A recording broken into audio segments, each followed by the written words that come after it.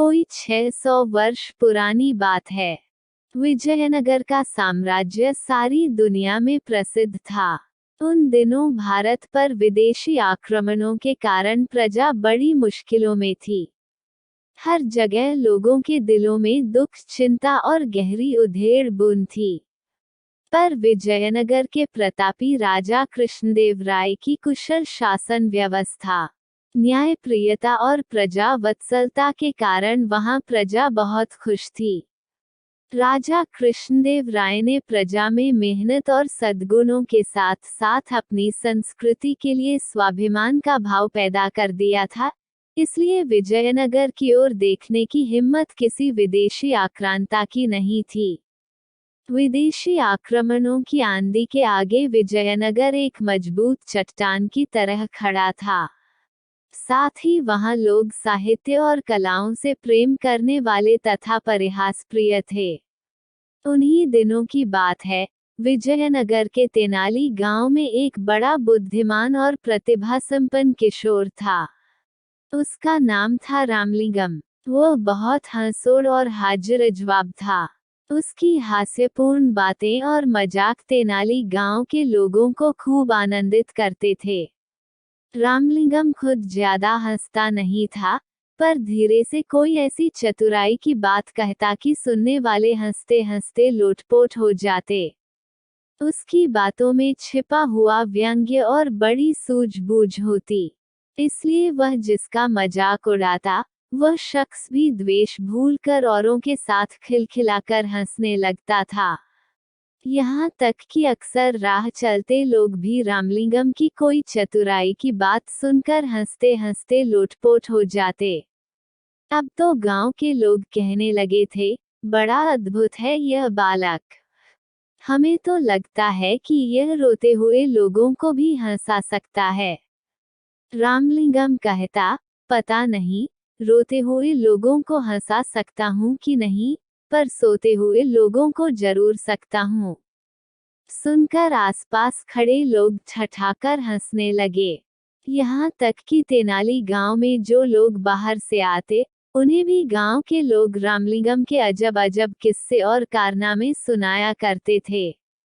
सुनकर वे भी खिलखिलाकर हंसने लगते थे और कहते, तब तो यह रामलिंगम सचमुच अद्भुत है। हमें तो लगता है कि यह पत्थरों को भी हंसा सकता है। गांव के एक बुजुर्ग ने कहा, भाई, हमें तो लगता है कि यह घूमने के लिए पास के जंगल में जाता है, तो वहां के पेड़ पौधे और फूल पत्ते भी इसे देखकर जरूर हंस पड़ते होंगे।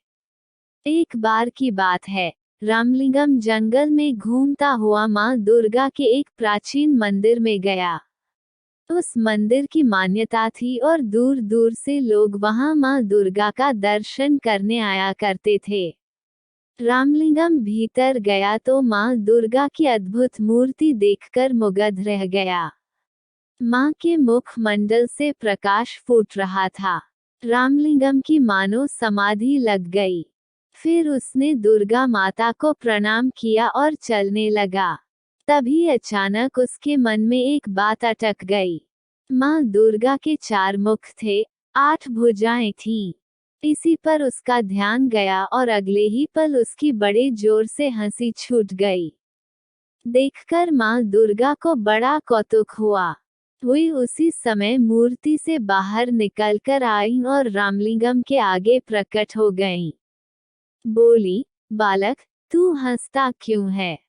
रामलिंगम मां दुर्गा को साक्षात सामने देखकर एक पल के लिए तो सहम गया, पर फिर हंसते हुए बोला, क्षमा करें मां, एक बात याद आ गई, इसीलिए हंस रहा हूँ।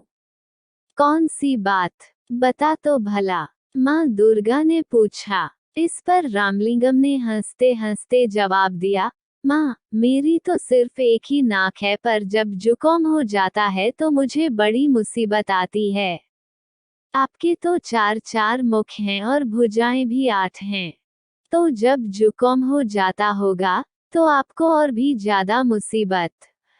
रामलिंगम की बात पूरी होने से पहले ही मां दुर्गा खिलखिलाकर हंस पड़ी।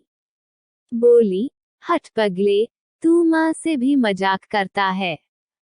फिर हंसते हुए उन्होंने कहा, पर आज मैं समझ गई हूँ कि तुझमें हास्य की बड़ी अनोखी सिद्धि है। अपनी इसी सूझबूझ और हास्य के बल पर तू नाम कमाएगा और बड़े बड़े काम करेगा।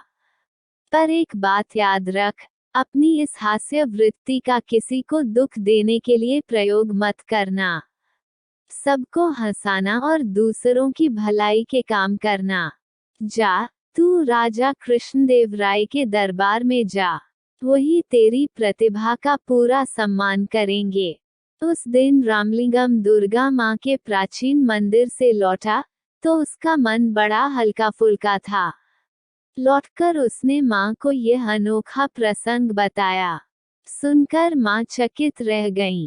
और फिर होते होते पूरे तेनाली गांव में यह बात फैल गई कि रामलिंगम को दुर्गा माँ ने बड़ा अद्भुत वरदान दिया है। यह बड़ा नाम कमाएगा और बड़े बड़े काम करेगा। उसके साथ ही साथ तेनाली गांव का नाम भी ऊंचा होगा।